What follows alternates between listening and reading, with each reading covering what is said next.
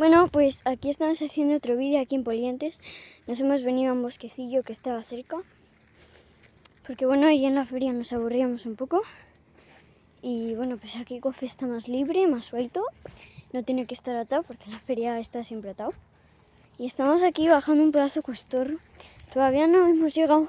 Hemos subido allí a un clarito y de allá hay un acantilado que se ve todo Polientes. Y bueno, aquí hay un pedazo de cuesta que me da miedo caerme con el móvil porque es el de mi madre. Entonces, como me caiga y me mate, mejor le doy la mano. A ver, mamá, dame la mano. Bueno, si os gusta mi contenido, recordad darle like y suscribiros. Y estáos atentos porque voy a subir muchos más vídeos.